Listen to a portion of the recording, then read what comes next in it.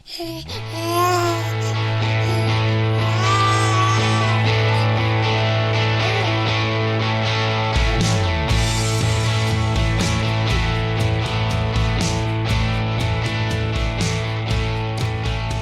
to the Aging Well podcast. I'm Jeff Armstrong here with Corbin Bruton. In this and the episodes that follow, we will share candid discussions on aging and hear from the experts. We are here to inform and encourage as we experience, well, aging. Ditch the excuses and age well. In this episode, we discuss some of the excuses many of us use for not aging well. So we came across an article from T Nation titled, "Excuses Make You Fat." And I started thinking about it a little bit more, and it's not that excuses make you fat, but the overall message is excuses are the enemy, right? Me personally, I've said in previous podcasts, I kind of live by that motto of losers make excuses and winners make it happen. Excuses hinder us. They hold us back. They prevent us from getting to that next level. And again, we've also talked about it in previous podcasts. Whether you think you can or you can't, you're right. So I was thinking we could dive into a few of the excuses that are hindering us and preventing us from aging well. Sounds good. So let's come up with a few excuses. So the first one that we hear all the time is, I don't have time. Yeah, that's probably everybody's go-to excuse for why they don't exercise, why they don't stick to a diet, why they can't do whatever they say they can't do. And, I have a phrase, can't, never done, nothing. And so when you say you can't, well, of course you can't, but you're not going to do anything unless you try. So time is that one where I think it's one of the easiest excuses to address because we do have time. We all have the same 24 hours, but how we use that 24 hours makes all the difference in whether we're successful or not successful in whatever our goals may be. And I've always kind of used that phrase, opportunity cost. Mm-hmm. If you have that 24 hours, what are you doing with it? If you kind of think of it as a slice of pie, a whole pie, what slices are you putting in there and what is effective in moving you towards your goal and what is not? And you remove the things that are not, you're going to make time for the things that are most important. Yeah, I love it, that pie chart. I forgot you said that, the can't, never did, nothing. Can't, never done, nothing. Yeah, it goes back to a pastor I had in New York, Dale Schurter, who is a good old boy from Oklahoma, and his father was a farmer, and that's what his father always said, can't, never done, nothing. So I kind of cleaned it up a little bit and do it a little better English and say that, can't, never did anything, so that my high school English teacher isn't kind of turning in her grave over my bad grammar. But it really sticks. It's true. The word can't has never done anything. As soon as you say you can't, you're not going to be able to. Yeah. So pro tip, get that out of your vocabulary. Instead of saying I can't, saying I'm not able to yet, right? Because someday you're going to do it. Someday you're going to make it happen. Well, even if you never do it, it doesn't mean you can't. I mean, I can say, I can't climb Mount Everest. And the likelihood of me doing that in my lifetime, especially as I near 60 and really can't afford to just take that time out of my year and train for it and go and do it. But that doesn't mean I can't do it. It just means it's not a priority and I am not putting the energy into doing that. I could run a mile or a marathon. Can I not run a 4-minute mile? I bet if I trained, I might be able to do it, at the right level of training. So can't, never did anything. Can't, never did anything. But what about time? I don't have the time. It's not, maybe it's a lack of time, never did anything. Well, time, they say that time is money, right? And we spend time and we spend money, but we have to spend it properly. And a lot of people, they'll look at their finances and they'll sit down and they'll come up with a budget and they're saying, what am I spending my money on? What can I cut back on? And then how can I save accordingly? People can do the exact same thing with time. What am I wasting my time on? What is filling the gaps where it's not being as efficient as properly? What can I remove in order to get the most amount of my time? Just like we do with our budget. What can I do to get the most out of my money? Yes, I worked. One of my first jobs after my master's degree was working both in sales and in the fitness side of the fitness industry. And I had a couple colleagues. One was kind of the sales manager. His general phrase was "money talks, bullshit walks." Woo. And one of the other salesmen could sell anybody. Greg was just incredible at selling people. And he was very good at breaking down that time excuse. People that would say, I don't have time to exercise. And he would just go through, okay, how much time are you spending doing this? How much time are you spending doing that? How much time are you doing spending that? And eventually you start to see that, yeah, these are the critical things that I cannot alter in my time, but I am wasting a lot of time that I can go to the gym. It's we preach about having a bedtime and getting an adequate amount of sleep. I've often said what Arnold Schwarzenegger says: if you're sleeping more than 6 hours, sleep faster, right? So that's 6 to 8 hours sleep. Plot that out. Okay, you got to sleep. You got to do that. Plan that out in your day. You have to work. And so how many hours do you have in work?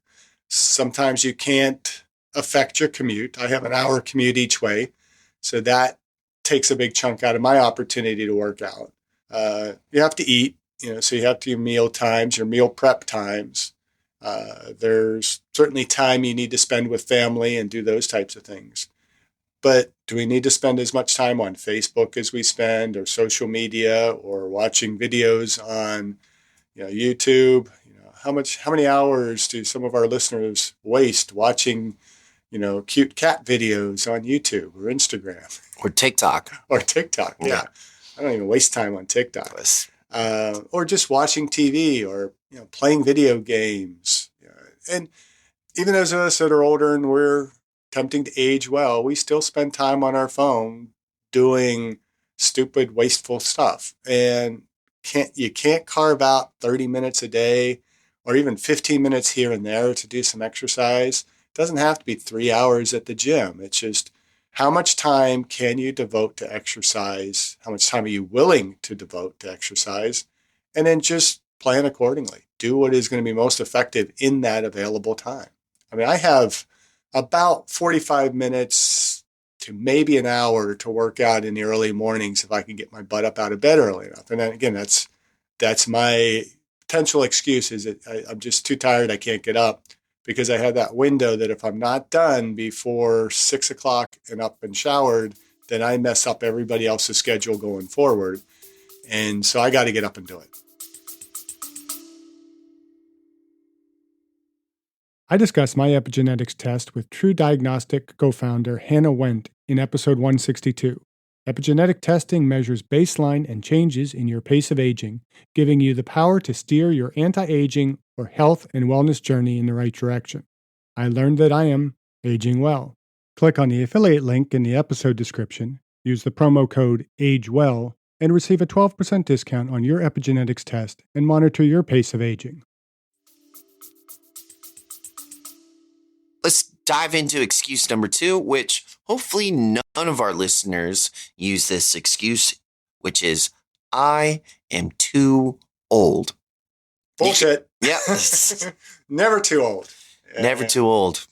And I do. I really hate that excuse, because you aren't too old. And I always, with my students, I use an example of a gentleman when I was personal training back in Pittsburgh that came to me. This was quite a bit of time ago, and there was a tough study that had come out. It was a pretty novel study looking at resistance training in seniors in a nursing home. And they had shown that with this regular, and I think it was only like 3 days a week of resistance training, the participants had a significant decrease in their dependence on assisted devices, walkers and canes and things like that. And here was a gentleman who had never lifted weights in his life. Shows up his first day, he's got loafers on, dark socks, Bermuda shorts, and like a polo style shirt, walking with a cane, walked extremely slow. He had almost a Tim Conway kind of senior walk. And he had decided to gift himself with a personal trainer because he wanted to get rid of his cane at 84. Never lifted before in his life. And we started him lifting. I mean, we started slow. We really worked on kind of hip and mobility and those types of things. And I worked with him for maybe a few months. And by the end of that few months, he was walking, holding the cane, you know, at the length of it, just kind of carrying it to have it in his hand, but he didn't really need it anymore. Mm-hmm.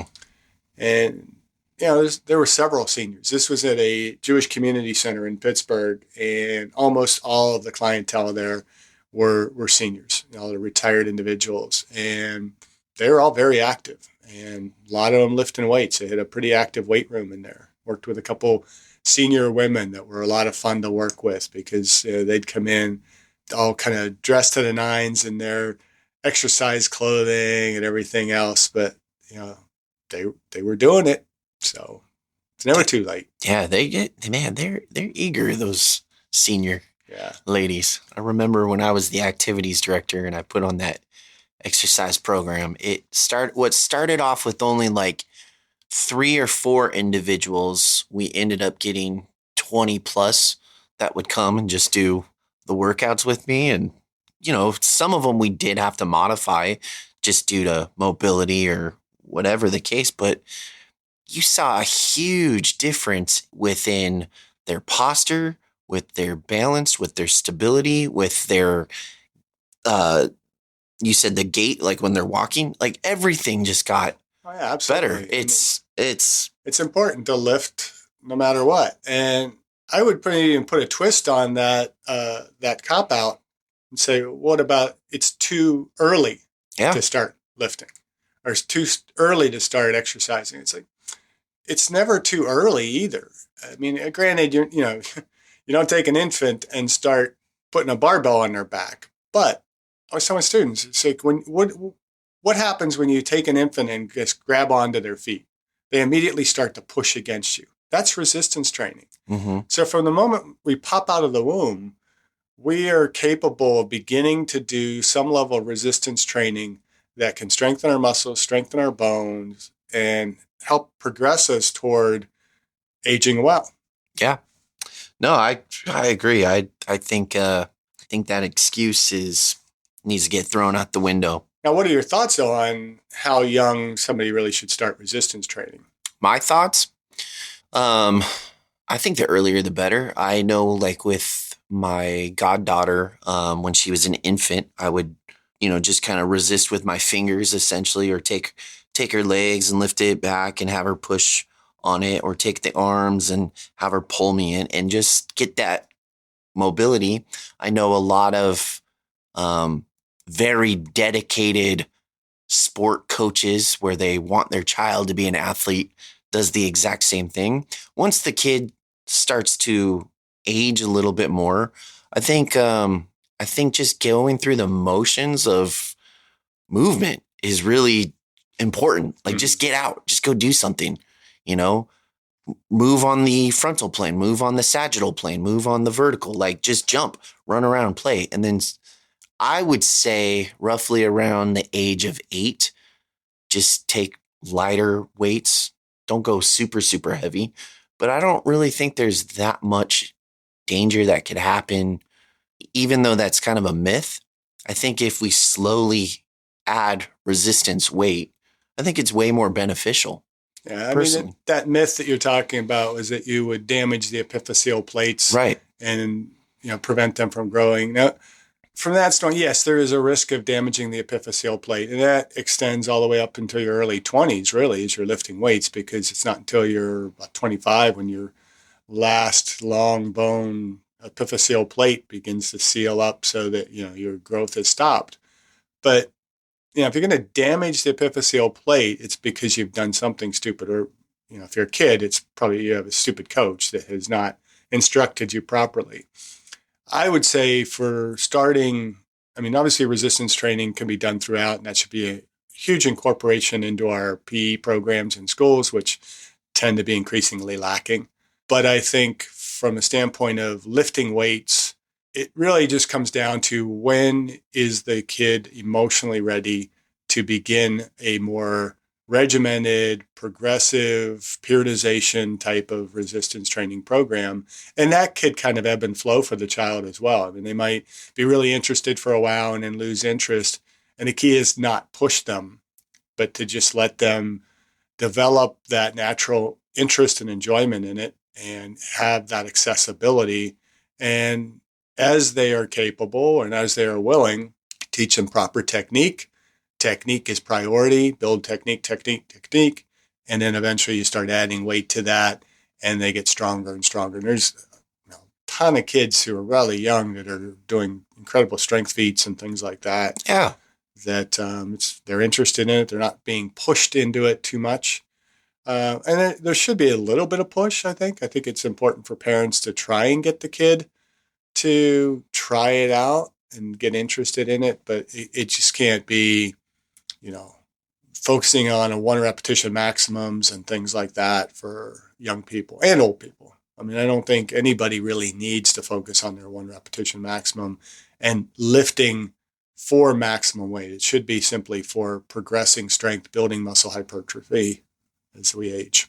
Like calisthenics and stuff, gymnastics. Yeah. I mean, any of that's going to build strength. So it doesn't have to be, really specific weight training. It can be body weight exercise. It can be gymnastics, calisthenics.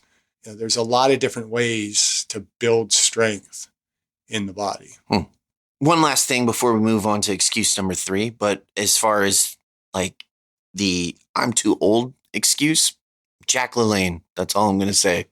Just one name, Jack LaLanne. Yeah, but some people will say, well, Jack LaLanne started when he was really young, and it was just a matter of. But he maintained and he continued. Yeah. There was no excuse. Okay, excuse number 3: sarcopenia is a normal part of aging. All right. For some, they might not know what sarcopenia is, and we know that sarcopenia is that loss of muscle mass. As you remember from physiology of exercise, we lose about 10% of our muscle mass from the ages of 25 to 50, and then we lose an additional 40% from 50 to 80. And most people think, well, that's normal. That's what happens with aging. You're gonna see muscle loss. And the reality is that is all not a part of aging, but a factor of inactivity. That as we become increasingly inactive, which typically happens with age, you hit 25, what happens? Life starts to happen. You have, relationships, children, jobs, all those kind of things, which again, go back to the first excuse, I don't have time. And so we don't go to the gym. We don't do things. When we're inactive, we lose muscle mass, which makes us less active. And it begins to snowball that we just lose more and more as we become more and more inactive. And so, yes, there's a certain level of sarcopenia that occurs with aging. And those of us that are, in our near 60s know that it's a little bit harder to keep on muscle mass and to build muscle mass. But that doesn't mean that it can't be done and that it has to happen. You use Jack LaLanne as an example. I mean, certainly Jack LaLanne in his 90s was not near the physique he was in his, say, 20s, 30s, but he still had pretty good physique and still able to maintain a significant amount of muscle mass and definitely a significant amount of muscle strength. And so sarcopenia is not a normal part of aging. Let's get that straight. It's not a part of aging as much as a part of inactivity. And so if you want to keep muscle mass, lift weights. Yeah, we've mentioned in a past podcast, the younger you work out, you're essentially taking an investment in yourself. If someone were to lose that 10% or, as they continue to age and that sarcopenia does sit in due to inactivity, once they become active again, are they able to pull from that, muscle savings account where they can just kind of rebuild it? Actually, there's some more science behind that now. You call it a kind of what do you call it, an account there, but it's actually would be referred to as muscle memory. A lot of times we think of muscle memory as being just simply neurological, that once you learn a motor activity, you can remember it pretty quickly. But what they're finding is that when we begin resistance training and building strength and muscle mass early on in life, we increase the number of myonuclei in the muscle. And those myonuclei are what are communicating with the cell. And the more myonuclei we have, the more hypertrophy that we can see. And when we start younger, we have a greater capacity to increase those number of myonuclei, which gives us, again, a greater capacity to build muscle mass. But when we stop working out, we don't necessarily lose those myonuclei. And so when we come back to resistance training, we can actually regain that muscle much more quickly. So there is a certain element of importance in starting as early as possible. We could say, I'm too old. Well, I'm probably too old if I start late to become a bodybuilder or to significantly increase my physical capability. But that capability is still there. It's just not going to be as much as somebody who starts a little bit earlier. And so there is that aspect that, we can regain what we've lost, but it will be a little bit harder if we start later. During my time in college, taking your courses, and then another professor, Dr. H, with his courses, he always told us, there's no such thing as muscle memory, just motor memory. But it seems to me what you're saying, that there kind of is a muscle memory, and your muscle will remember to, hey, I've felt this resistance before. I know how to adapt to it. I know how to grow from it. So starting young could really be a positive thing, which is what we've been promoting almost this whole time. Yeah, if you're going to age well, you got to start thinking about it early. Too many people, I think, when it comes to thinking about aging well, wait until they're in their 50s or approaching their 60s and say, gee, I'm getting old. I got to start doing something to counter this. And it's not that it's too late. It's just you're not going to age quite as well if you delay the opportunity to age well. So again, if we can underscore it enough, aging well starts at conception, and it just progresses from there. And the earlier we can focus in on the things that we're doing, what we're eating, how we're, setting our day, what we're doing with our day, the sooner we're going to be able to set ourselves up to be healthier and to age well. Excuse number 4. I'm too tired. Oh, I'm sorry. I was falling asleep there. No. Yeah, another crappy excuse. And it is an easy excuse to fall into. Sometimes, like this past week, we've had wrestling, and we're not getting home until well after 10 o'clock. We've had to eat dinner rather late because once the match is over, and try and find a place to eat or get home and eat. And so I haven't been hitting my bedtime quite as much as I like. And to get up early, there are mornings it's like I'm really too tired to get up and do this. But I can use that as an excuse and not do it. Or I can say, okay, well, I'm too tired right now to do it, but I do have this opportunity later in the day. So I'm going to prolong it so that I'm going to get a better workout later in the day. Then it still works. So it can be an excuse for modifying your schedule for the day, because if you're not up to it, you're overly tired because you maybe didn't sleep well or you didn't get enough sleep that night before, but you can do your exercise later in the day, then do it because you're going to get a better workout. You're going to get better benefit out of it. But if you're using it simply just to say, I'm not going to do anything, then again, that's a BS excuse. It's like, get over it. Just toughen up, go do it. Because once you do it, you're going to feel better once you've done it. Even if it's not the best workout, if you miss a workout during the week, you get nothing, no adaptation effect or anything like that out of it. If you get a less than optimal workout, it's still better than nothing. Well, and it's also, like you said, that adaptation effect. So if you just kind of push through that tiredness, push through that sleepiness, and you just have it in your head, like, no, I made a commitment. I'm tired, but I'm still going to do it. Eventually, there is an adaptation that occurs. And eventually, like you with your bedtime, that's a part of your routine. If other individuals that are starting their fitness journey, or they're already a part of their fitness journey. They just have adapted a few excuses. Get the excuses out of your routine and make the action start happening. And eventually, with that physical activity, I mean, there's countless studies out there. You just do a quick Google search. By being physically active, by doing exercise, your energy levels spike up. And so you may be tired in the beginning, but you just adapt to it and it becomes a part of your routine. Now, I'm not saying like go all day and work out and then not get adequate amount of sleep. Sleep and rest and relaxation, that is important, especially when you're trying to become more, I don't know, physically fit. Yeah. It is important, but that's few and far between versus actually being active and saying, oh, I'm not active because I'm tired. Start being active and watch that tiredness slowly dissipate. I would also add to look at what is making you tired. Is it your diet? Can we do something in the diet that gives us a bit more energy?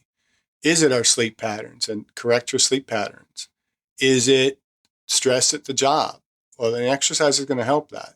Or, what is it that is making you feel tired? Correct that so that you can have more energy to be able to do the things that are going to give you more energy to age well. Yeah, I like that. That kind of reminds me, there was a situation at work, and it was a really frustrating scenario for probably a good majority of the staff there. And there's this one individual, and I was having a conversation with them, and I was like, hey, you know what? What if we try and do X, Y, and Z? And this individual says, no, let's not change the way we do things. I'm just going to change the way I do things. Like, let's not change the whole system. And I was like, really? Wouldn't this system be the flow? Well, not necessarily. Our expectation is to do things. I'm going to change my own thing. So taking on the responsibility and that ownership of changing herself was the most inspirational thing ever. It was literally like, whoa, like literally no excuse. I'm placed in a situation. The situation sucks. And instead of changing the situation, I'm going to change myself to adapt to that situation. And I'm going to take that situation and fight it head on. And it's like, that's so cool. That is the mindset a lot of people need to have. Yeah. Well, I mean, that's kind of the whole theme of this is, excuses are dismissing your responsibility. Excuse number 5, I messed up, so I might as well give up. Yeah. Why not? Screw up one day, you miss a workout, just quit. That makes total sense. That's the most lame excuse anybody can ever give for anything. And that particular cop-out comes from the T Nation article. It's regarding a diet. It's like, so you went out and you had one bad meal, or you didn't stick to your diet through vacation. There's always the next meal. Right. There's always the next day, the next moment. I like to say we don't make mistakes, we make learning opportunities. Yeah. Right? Because it's not a mistake. You don't need to give up. You don't need to beat yourself up. You just learn from it. I didn't mess up. I just learned from it. I put myself in a learning situation. If people gave up, we would not have greatness in this world. You look at Michael Jordan, everyone knows his story. He didn't make his high school basketball team. He became one of the greatest basketball players ever. You look at people like Thomas Edison, when he was making the light bulb, he would take some of the failed experiments and throw them out the window. And eventually it got all the way up to the window, like just a pile of garbage. But eventually that light bulb ended up working. That sounds like a little bit of a wives' tale. It might have been a wives' tale. It might not be. Either that or we'll never know. Edison was a litter bug. But yeah, I mean, we just got to keep taking every step forward, the baby steps. And if you take a back step, that's okay. You just keep stepping forward again. Yeah.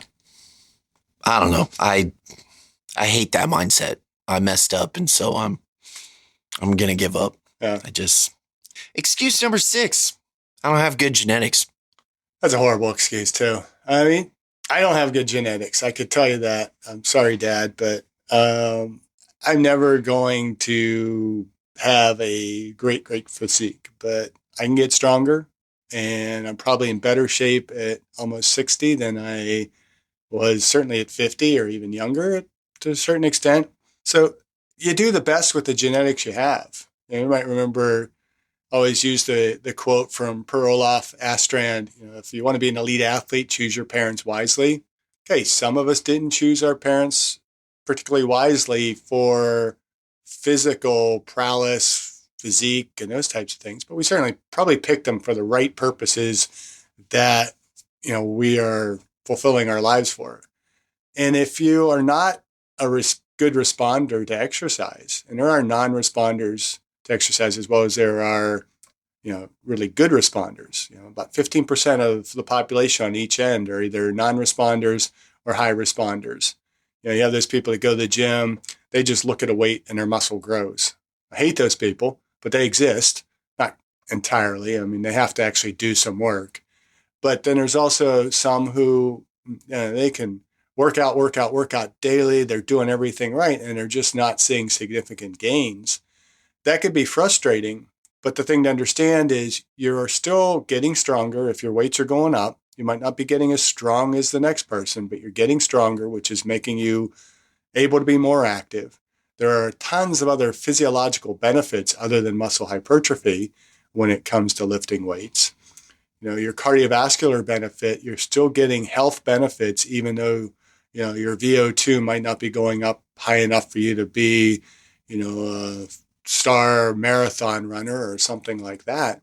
You're still seeing the health benefits. And so if you don't have good genetics, deal with it. Just do the best with what you have, and you're still going to see benefit. Just kind of goes back to losers make excuses and winners make it happen. Yeah. You can't control the cards that you're dealt. You can just play the hand that you have, right? I actually prefer Spencer Lee's quote from the NCAA's a couple years ago, and he won the NCAA championship in wrestling for his weight class with 2 torn ACLs, and he's famous for quoting, "Excuses are for wusses." Great quote. Great quote. All right. Excuse number 7. I don't like to go to the gym.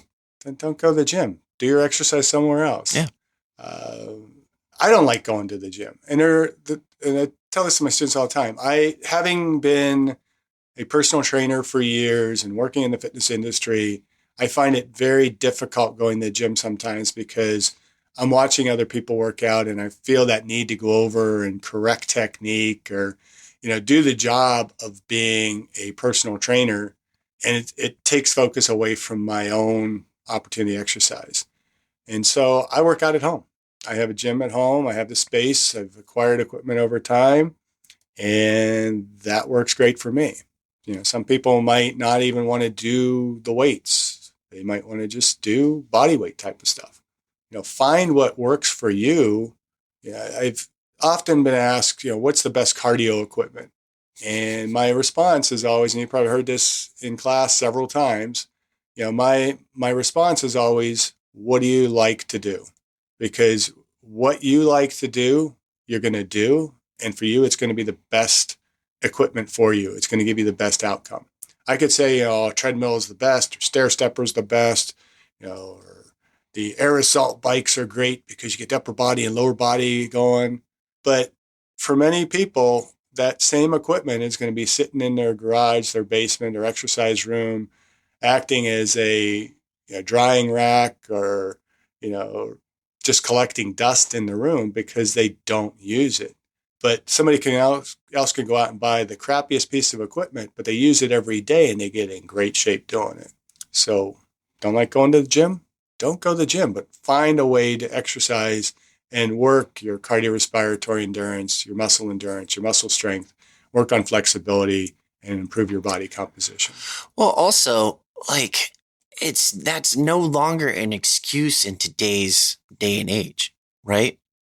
With the age of the internet, we have a unlimited amount of workout videos and everything that you can just project onto your television and do it right there in your home, in your living room.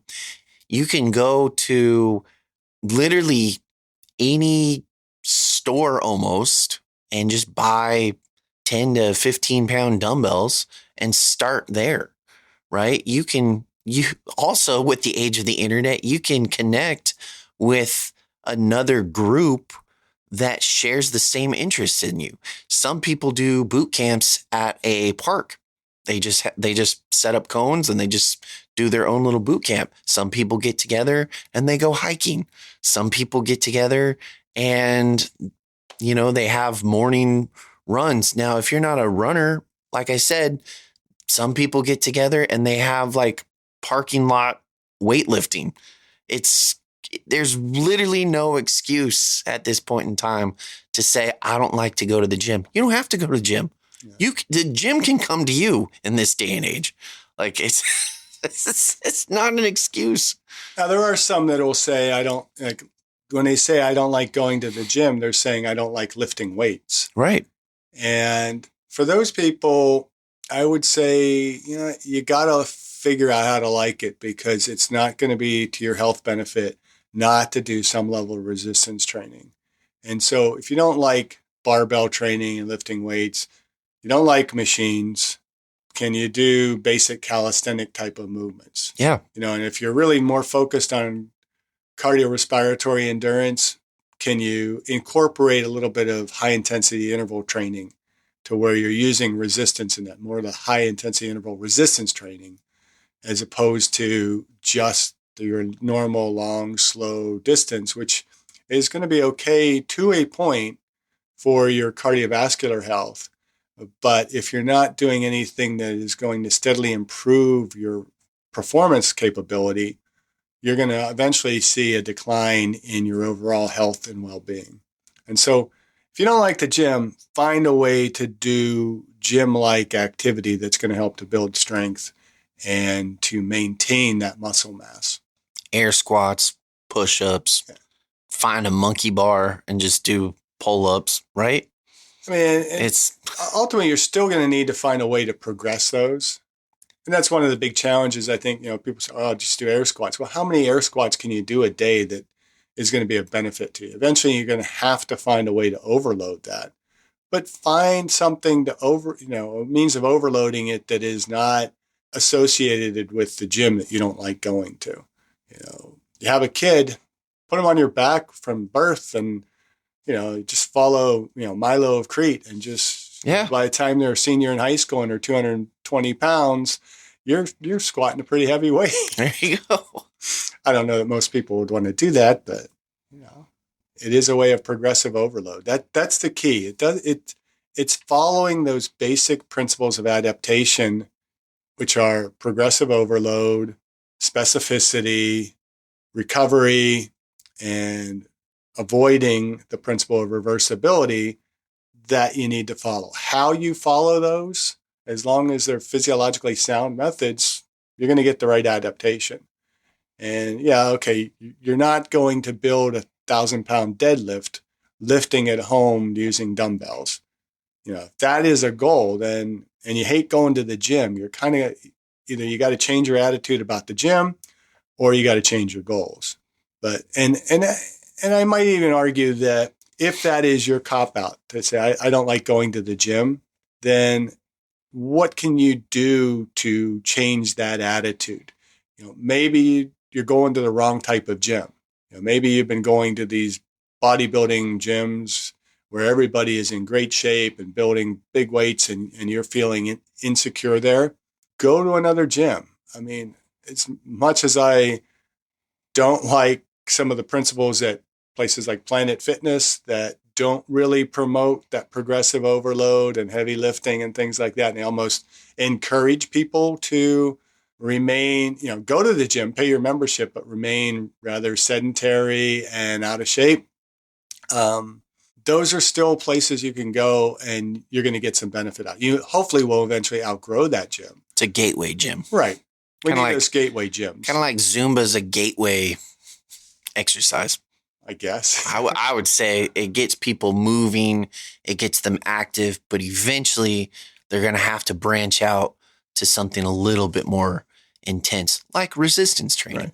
Right. But, again, if you don't like the gym, find an environment that you do like, and you may eventually develop more of a positive attitude towards the gym. And look for the gym that you feel most comfortable in, whether it's your home gym or whether it is a local gym that just tends to cater to people more of your personality. There's plenty of places to go. We're not lacking in gyms in this country. And it would be nice if we were. If there was far more demand for gyms than there were gyms, then that's a very positive problem for the U.S. population.